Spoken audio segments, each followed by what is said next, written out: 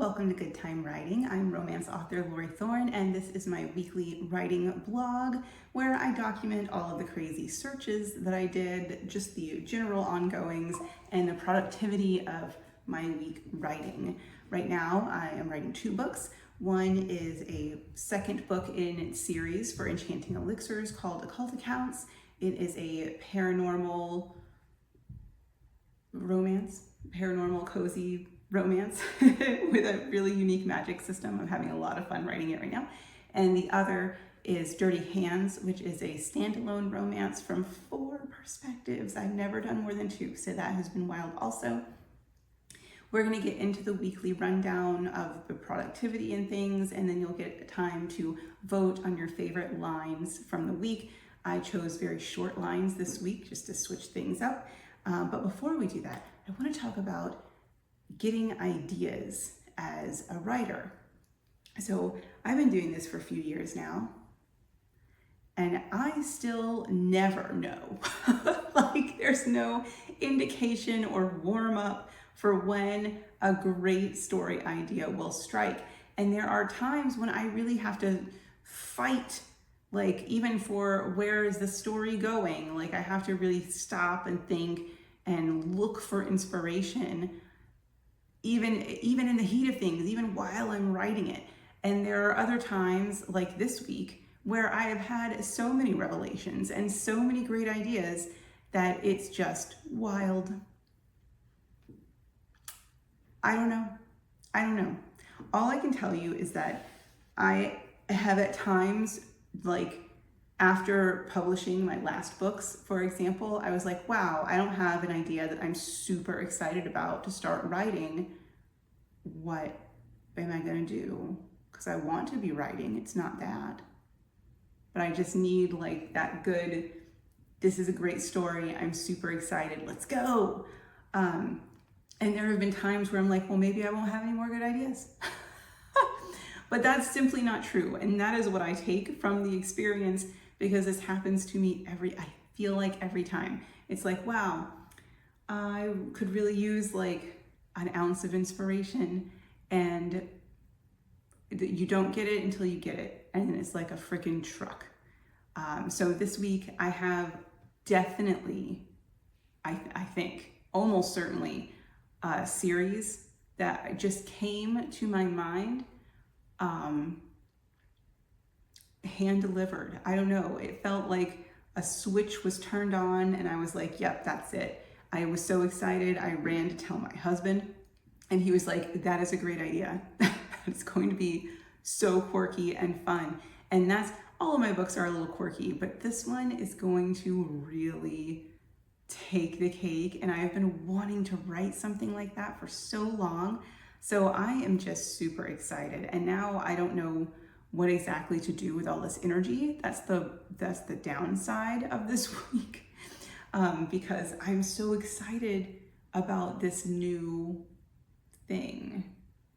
And I am still going to keep writing the stories that I'm writing because I'm also disciplined.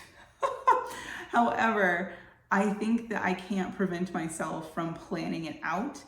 And so I have taken some time today to start planning. What does it look like? What are the characters like? I'm going to start to get to know this new book.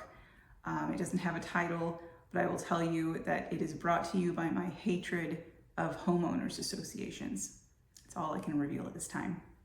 Anyway, that's enough about inspiration. Let's get to the weekly rundown. Monday, I did 385 words in Occult Accounts. I have no notes. Tuesday, I did 1,072 words in Dirty Hands. Vera is in this very interesting position. She has left the corporate girlyhood, girl boss vibes behind, but she's having kind of a relapse moment. How will it go? Read and find out. I also did 258 words in Occult Accounts. It's getting really hard not to write in Occult Accounts, even though I'm trying to make the primary one Dirty Hands, because things are super heating up there in such an exciting way. More on this later. Wednesday, I did 480 words in Dirty Hands.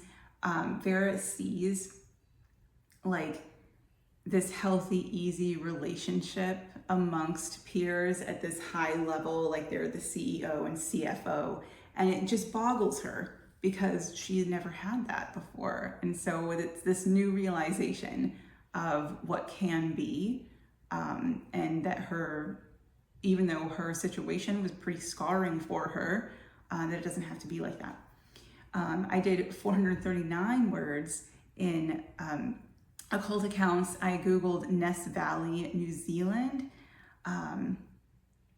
This was the day that I had the insane book idea strike inspiration. So there was that to contend with also. Thursday, I did 127 words in occult accounts. I did some planning and research for the new book. And I was happy to have that because I did have a tendonitis flare. I have tendonitis in my forearms sometimes. They hardly ever flare up anymore since I started weightlifting a couple of years ago. But for whatever reason, it was a bad day for that.